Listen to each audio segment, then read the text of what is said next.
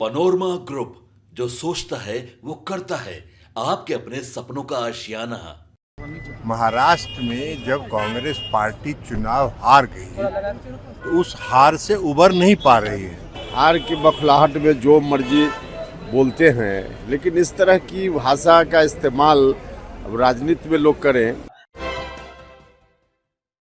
नमस्कार, आप देख रहे हैं सिटी पोस्ट लाइव और मैं हूं आपके साथ हर्षिता प्रताप सिंह। महाराष्ट्र के विधानसभा चुनाव में मिली हार कहीं ना कहीं कांग्रेस को पच नहीं रही। हम ऐसा इसलिए कह रहे हैं क्योंकि लगातार जो बयानबाजियां चल रही हैं, कभी पीएम मोदी को लेकर, कभी ईवीएम को लेकर, तो कभी इलेक्शन कमीशन को लेकर, वो आपत्तिजनक है। जी हां, ईवीएम पर तो लगातार ठीकरा फोड़ा ही जा रहा था, लेकिन अब इलेक्शन कमीशन के लिए महाराष्ट्र में कांग्रेस की ओर से आपत्तिजनक बयान सामने आया है। आपको बता दें, महाराष्ट्र के विधान परिषद के एमएलसी अशोक जगताप ने यहां तक कह दिया है कि इलेक्शन कमीशन पीएम मोदी के घर के बाहर बैठा कुत्ता है। जी हां, उनके इस बयान के बाद सियासी गलियारों में हलचल तेज हो गई है। महाराष्ट्र से लेकर बिहार तक उनके इस बयान की आलोचना की जा रही है और इस बयान से एनडीए के तमाम नेता भड़क गए हैं, चाहे जदयू से ललन सिंह हो या फिर राष्ट्रीय लोक मोर्चा के उपेंद्र कुशवाहा। सबने कांग्रेस पर करारा प्रहार किया है। हम आपको पहले ये बयान सुनवाते हैं। कांग्रेस के नेता प्रधानमंत्री को लेकर के कहा है कि कुत्ता इलेक्शन कमीशन। अरे भाई, महाराष्ट्र में जब कांग्रेस पार्टी चुनाव हार गई तो उस हार से उबर नहीं पा रही है। अब उस हार को कवर अप करने के लिए सदन नहीं चलने देना, अनर्गल आरोप लगाना। जनता, प्रजातंत्र में जनता मालिक होती है और जनता ने उनका फैसला दे दिया। बहुत उछल रहे थे, तो अब बाहर में ऐसे ही उछलते रहने का कोई मतलब तो है नहीं। तो इसी तरह की उछल कूद वो करते रहते हैं, जनता इसको स्वीकार नहीं करती। स्मार्ट मीटर को लेकर के तेजस्वी यादव कह रहे हैं स्मार्ट मीटर नहीं, स्मार्ट चीटर। स्मार्ट मीटर में क्या प्रॉब्लम है भाई? बिजली, आप कोई भी बिजली जला रहे हैं तो बिजली का भुगतान तो होना ना चाहिए।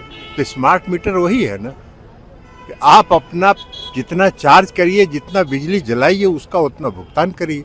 सर, वक्फ बोर्ड के खिलाफ भी तेजस्वी यादव कह रहे हैं कि नीतीश कुमार अपना समर्थन ना करें। उनका कहने नहीं कहने से कोई मतलब नहीं है। वक्फ बोर्ड के सवाल पर जो अल्पसंख्यक समुदाय की जो शंकाएं हैं, उन शंकाएं का निराकरण को सुनवाई कर रही है जो ज्वाइंट पार्लियामेंट्री कमेटी है।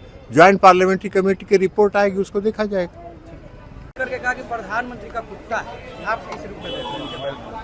अब देखिए, ये लोग हार की बखलाहट में जो मर्जी बोलते हैं, लेकिन इस तरह की भाषा का इस्तेमाल अब राजनीति में लोग करें, ये दुर्भाग्यपूर्ण स्थिति है।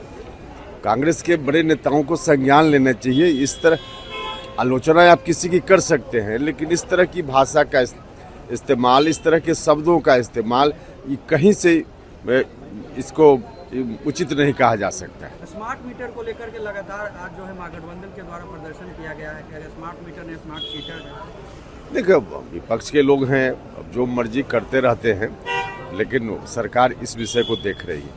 वक्फ संशोधन बिल को आप किस रूप में देख रहे हैं? लगातार मांग उठ रही है कि नहीं, इसमें तो जेपीसी की समय सीमा भी बढ़ाई गई है और जेपीसी के अंदर में है यह बिल। अब वहाँ से अंतिम रूप से किस रूप में आता है, उसके बाद ही कोई टिप्पणी इस पर संभव है। नीतीश कुमार के पहलू को लेकर के बहुत सवाल उठा रहा है विपक्ष की। नीतीश कुमार अपना पॉइंट ऑफ व्यू क्लियर नहीं कर रहे हैं वक्फ बिल पर।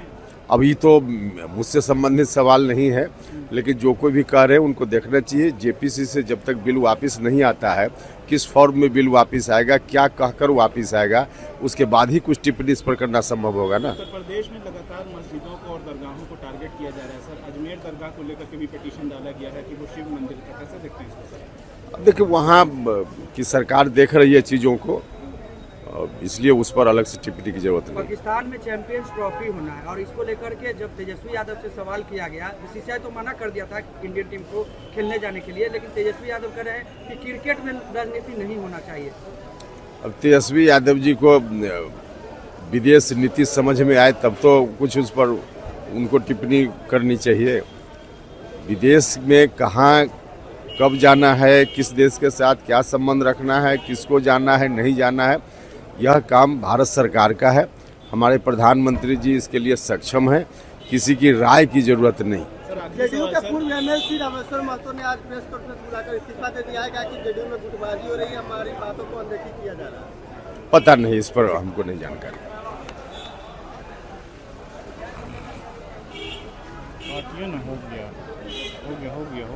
अभी अभी महाराष्ट्र और झारखंड दोनों ही जगह विधानसभा के चुनाव खत्म हुए हैं।